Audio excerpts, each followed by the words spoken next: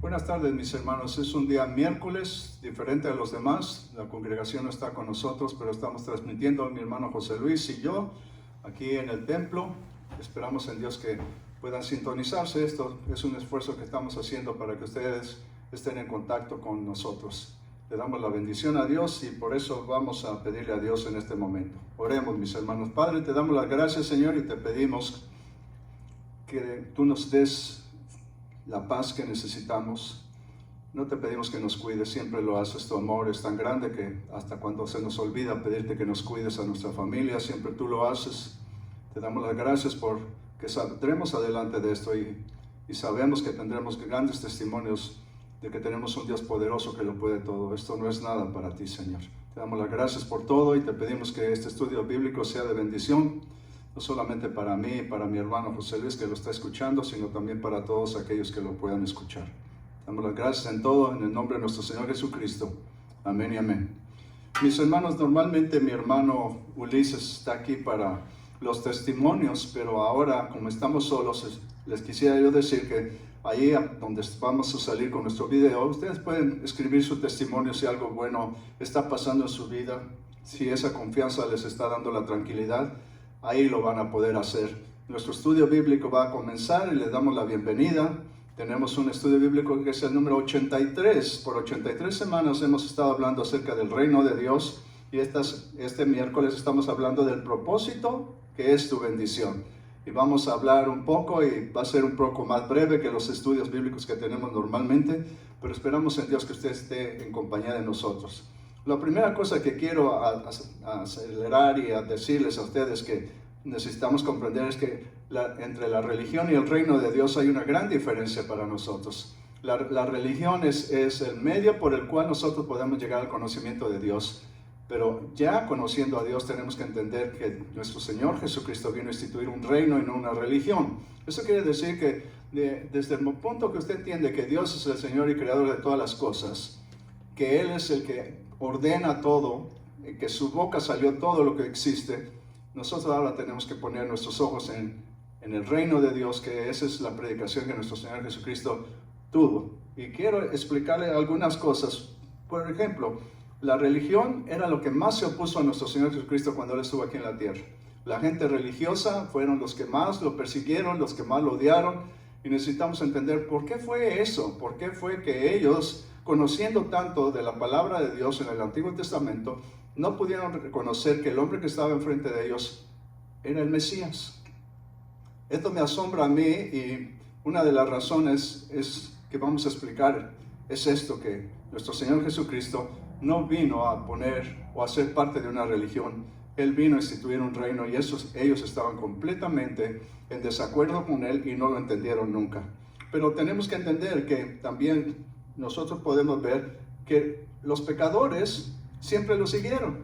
Eso quiere decir, mi hermano, que la religión no nos sirve para nada. Cuando estás en un cuarto de hospital, cuando tienes una necesidad grande, tu religión no te sirve, no sea que seas de una denominación, de una iglesia o de otra iglesia. Lo único que necesitas en ese momento es un Dios poderoso que te ama y que dio a su Hijo. Y eso es todo lo que tú y yo necesitamos, tener fe en Él. Los pecadores siempre siguieron a Jesús y Él nunca rechazó a ninguno. Gracias a Dios, porque por eso es que estamos aquí nosotros también. Quisiera también enseñarte, mi hermano, que en el reino de Dios, el reino vino y mandó a un rey para que tuviera su reino aquí en la tierra, un reino visible, creado de lo invisible, y ese reino tenía que tener siervos que fueran inmortales, porque el reino de Dios es inmortal, y para ello todos nosotros estábamos muertos en el pecado, y el Señor tuvo que venir y tuvo que pagar por ti y por mí, para que nosotros pudiéramos tener la vida eterna. Y esto lo hizo porque era imposible tener un reino con personas mortales como tú y como yo. Cuando nosotros recibimos a Jesucristo, nuestra inmortalidad vuelve a tener el vigor que tenía desde el principio con Adán y Eva. Hay muchas personas que hablan del sábado y se confunden con el sábado. Y quisiera yo leerte un versículo que está en el libro de Marcos, capítulo 2, versículos 27 y 28. Mira lo que dice: el sábado se hizo para el hombre y no el hombre para el sábado, añadió. Así que el Hijo del Hombre es Señor inclusive del sábado. Tenemos que entender una cosa, mi hermano. Nosotros no podemos andar discutiendo unos con otros que si el sábado, que si el domingo. Nosotros tenemos que entender que la voluntad de Dios la tenemos que hacer todo el tiempo. Porque inclusive en los días que debemos de darle a nuestro Dios, si el Señor nos pide que hagamos algo por el prójimo, tenemos que hacerlo. Porque la obediencia es más grande que cualquier sábado o cualquier domingo para nosotros. Ahora te quiero enseñar, mi hermano, que el reino de Dios será establecido aquí en la tierra. Va a venir el Señor. No me critiques, pero la palabra de Dios, cuando oramos al Padre nuestro, dice, vénganos tu reino. Y tenemos que entender estas cosas. Y como reino, el reino de Dios tiene su constitución, que es la Biblia, que a veces tanto la maltratamos con ideas de que es un libro religioso, cuando es un libro gubernamental, y sus leyes, que no las entendemos, y cuando no las entendemos, mi hermano, estamos perdiendo los privilegios de ser ciudadanos del reino de Dios, porque el Señor nos dice que nuestra ciudadanía está en el cielo. Eso quiere decir que nosotros somos ciudadanos del reino de Dios. Otra cosa que quiero enseñarte, este es uno de los versículos más importantes para nosotros. En Mateo 6:33, y aquí yo tuve problemas cuando yo lo empecé a leer, dice, busca primeramente el reino de Dios y su justicia, y todas estas cosas serán añadidas. Yo me puse a pensar, ¿por qué no dice, busca a Dios primeramente? Y la idea es esta, que cuando tú encuentras el reino de Dios y eres parte del reino de Dios, eso quiere decir que eres ciudadano del reino de Dios, tú tienes derecho a que el reino de Dios te proteja, te cuide y te dé todo lo que tú necesitas. Ya no hay confusión en nuestra vida. En estos momentos de confusión, en estos momentos en que no sabemos cuánto tiempo va a tardar uno sin trabajar, cuándo van a abrir los negocios, cuándo se va a realizar que la vida cotidiana que llevábamos continúe adelante, nosotros tenemos que entender que nada nos va a faltar porque tenemos un rey que nos va a dar todo lo que necesitamos si nosotros entendemos que hay un reino y hay un rey. El rey es tu proveedor, no el gobierno. Gracias a Dios por ello. Ahora quiero enseñarte algo muy breve. La persona que sabía más acerca del reino de Dios no era judío. Es increíble porque estuve pensando en todas estas cosas. La persona que conoció a Jesús como lo que él era, no era judío. Todos los demás estaban confundidos acerca de este hombre. Sabían que tenía poder, sabían que hacían cosas que nadie podía hacer si Dios no estuviera con él, pero nadie podía entender más que este centurión que llegó con una necesidad de que su siervo estaba enfermo, y él sabía más que ninguna otra persona. Y la pregunta es, ¿por qué él sabía tanto que el mismo Señor hace una mención de que él tiene más fe que ninguno de los que él había conocido? La razón de esto es que el centurión no era una persona religiosa. El centurión era una persona que pertenecía a un reino. Él no pertenecía a una religión, él pertenecía a un reino. En el libro de Mateo capítulo 8, versículo 8 al 11, vamos a leer un poco esta palabra. Dice, el Señor, le dice el centurión, no merezco, después de que el Señor le dice, vamos a tu casa, dice, Señor, no merezco que entres bajo mi techo, pero basta que digas una sola palabra y mi siervo quedará sano. Porque yo mismo soy hombre sujeto a órdenes superiores, y además tengo soldados bajo mis autoridad. Les digo a uno, ve y van, y a otro, ven y viene. Le digo a mi siervo, haz esto, y lo hace. Al oír esto, Jesús se asombró y dijo, ¿a quién lo seguían? Les aseguro que no he encontrado en Israel a nadie que tenga tanta fe. Este hombre estaba acostumbrado a entender que él había sido enviado por el reino de Roma, y que el reino de Roma apoyaba todo lo que él hacía. Él tenía la autoridad de toda Roma en su propia persona. Nosotros tenemos la autoridad de Dios, porque su palabra dice, el que cree en mí, las mismas cosas que yo hago, vosotros haréis, y aún mayores. Y nosotros tenemos que entender, mi hermano, que nuestro Señor Jesucristo es un rey, y nosotros somos hijos del rey también. Y eso nos da una gran ventaja sobre la idea de la religión. Los religiosos están desesperados, pidiéndole a Dios que haga lo que va a hacer.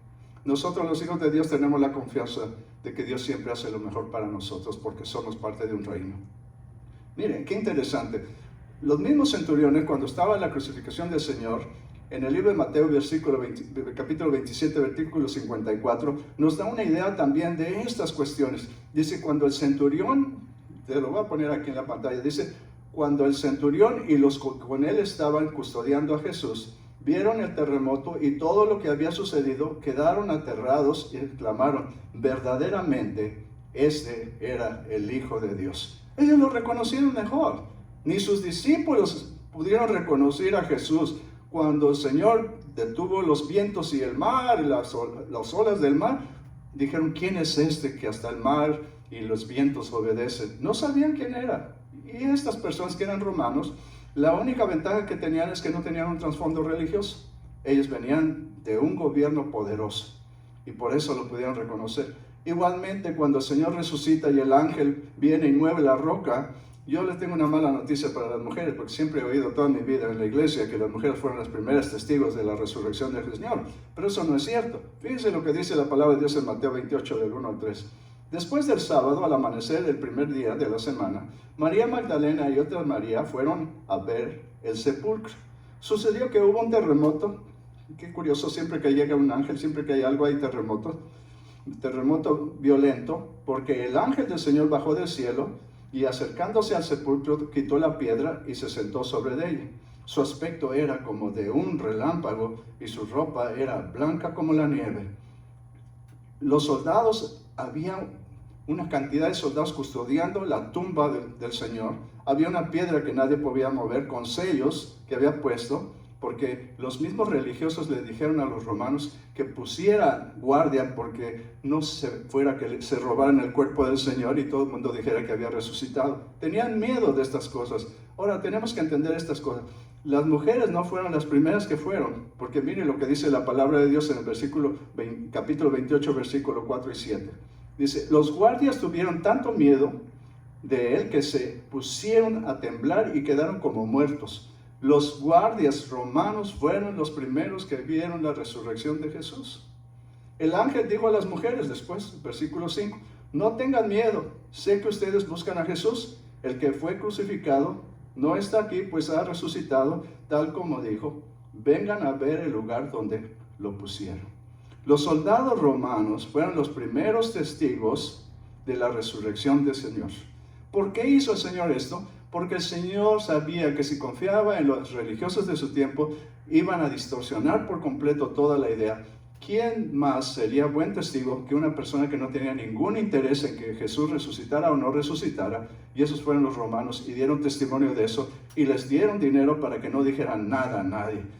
Ahora estamos hablando y hay muchas personas que están asustando a la gente, que ya viene el fin del mundo, que son los principios de dolores y todas estas cosas. Tenemos que tener cuidado, porque si no sabemos cuándo es el fin del mundo, deberíamos de saberlo, porque no es difícil saber cuándo va a ser el fin del mundo. La gente me dice, no, que ni los ángeles, ni el Señor, ni nadie sabe quién es la Biblia nos da una razón cuándo el fin del mundo va a llegar, y es muy fácil. En Lucas capítulo 4, versículo 43, dice de esta manera: pero él les dijo, es preciso que anuncie también a los demás pueblos las buenas nuevas del reino de Dios, porque para esto fui enviado. ¿Está oyendo, hermano? Jesús vino para anunciar las buenas nuevas del reino de Dios. A nosotros se nos ha hecho entender que Jesús vino para morir en una cruz para perdonar nuestros pecados. Pero esa no fue la razón principal porque Jesús vino. La razón principal porque Jesús vino es porque quería instituir su reino, y para ello tuvo que hacer algo sumamente importante: pagar por nuestro pecado para que nosotros pudiéramos volver a tener vida y Él pudiera ser Rey de reyes y Señor de señores. La Biblia continúa diciéndonos en otro versículo 24:14 de Mateo, dice: y será predicado este evangelio del reino de Dios. No el evangelio del nuevo nacimiento, no el evangelio de esto, no el evangelio. Hay muchos evangelios que nosotros andamos predicando. Dice, y será predicado este evangelio del reino de Dios a todo el mundo para testimonio de todas las naciones, y entonces vendrá el fin. El evangelio del reino de Dios es lo que menos se predica ahora. Cuando se acabe de predicar el evangelio del reino de Dios a todas las naciones, el fin va a venir. Y el Señor nos dice, será como en los tiempos de Noé. La gente dice, es que en los tiempos de Noé había mucho pecado. Yo no creo que habría tanto pecado como lo que hay ahora. La razón es que dice el Señor, yo le dije a Noé que construyera una barca, que la calafateara por dentro y por fuera, y cuando él terminara todo eso, y su familia y los animales que yo le dije hubieran entrado, entonces vendrá el diluvio. Eso quiere decir que cuando nosotros terminemos de hacer nuestro trabajo de predicar el reino de Dios a todo el mundo, entonces vendrá el Señor. Nada más podrá traer la venida del Señor, ni terremotos, ni infecciones, ni nada. Lo que va a traer la venida del Señor es que obedezcamos y prediquemos el evangelio del reino de Dios, que es el único evangelio que el Señor predicó. Ahora estamos pasando por esta cuestión del coronavirus y están todos asustados. Nosotros tenemos que entender que es el gran momento para que nosotros les hablemos a los demás de que tenemos un rey que es poderoso y que para él no hay nada imposible, y compartamos nuestra fe y nos paremos frente a esto y no tengamos miedo, porque el Señor nos ha cuidado, nos cuidará, porque Él es el mismo ayer, es el mismo hoy y será el mismo siempre. El evangelio del reino de Dios y el amor del rey es lo que nos hace entender este versículo. Buscad primeramente el reino de Dios y su justicia, y todas las cosas os serán añadidas. La religión no lo puede hacer, es solamente el reino de Dios el que nos puede dar. Por eso nuestra oración del Padre Nuestro comienza diciendo: venga tu reino y que se haga tu voluntad aquí en la tierra como ya se hace en el cielo. Y la Biblia es solamente la historia de un reino, de un rey y de los hijos del rey. Tenemos que entender que cuando regrese va a ser el Rey de Reyes y Señor de Señores. Le damos las gracias a Dios y le doy las gracias a ustedes por haber estado. Vamos a orar. Les voy a pedir, mis hermanos, que oremos. Padre, te damos las gracias, Señor, y te pedimos que nos dé la tranquilidad y la paz de confiar que tenemos a alguien que es poderoso, que creó los cielos y la tierra y todo lo que hay, y todo obedece a su voz. Te damos las gracias por todo lo que tú haces. En el nombre de nuestro Señor Jesucristo. Nuestras ofrendas y nuestros diezmos los estamos guardando para darlos cuando esto haya pasado. Nosotros tenemos que entender que ese es el momento crucial para que nosotros evangelicemos a la gente, que les hablemos de un Dios que puede hacerlo y podemos cuidarnos. Y a su familia, hábleles del Señor. Estaremos esperando que nos den el ok para regresar a nuestras actividades que tanto extrañamos, como ir a ver a nuestros hermanos en el centro de recuperación. Hagan un estudio bíblico en su hogar. Sería bueno que se sentaran a leer con sus hijos y no que les dieran un teléfono para que se entretuvieran un rato. Yo sé que el grupo de mujeres va a regresar, nuestros hermanos del grupo de compasión van a estar bien. Vean mis proverbios, José Manuel Alfaro, y estaremos transmitiendo otro estudio bíblico que será el número 84. Y oremos también por todos los enfermos, por todas las personas necesitadas. Y sobre todo pidámosle al Señor por nuestros doctores, enfermeras, personas que trabajan en ambulancias, por nuestros maestros que están pasando dificultades porque tienen que enseñar a los niños y tienen que hacerlo de la casa, tienen que preparar todo su trabajo desde el hogar. Pidamos al Señor que nos dé paciencia en el hogar con esposas e hijos y todo, porque es un cambio tremendo lo que estamos yendo. Pero le damos gracias a Dios porque pareciera como que nuestra vida se ha detenido un poco y dejamos de correr a 100 millas por hora y estamos pensando en cosas que valen la pena, como darle gracias a Dios todos los días en la mañana por el día que empieza. Gracias, Señor, por tu bendición. En el nombre de Jesús. Amén y amén. Que Dios les bendiga, mis hermanos. Este fue un esfuerzo más de nuestra iglesia del Nazareno en Highland Park. Le damos gracias a nuestro hermano José Luis, que es el que está filmando todas estas cosas, y a mi hermana Noemi, que está editando varias cosas de las que estamos haciendo. Esté pendiente y le damos gracias por su respuesta tan linda que ha tenido a nuestro primer video. Gracias a Dios por todos.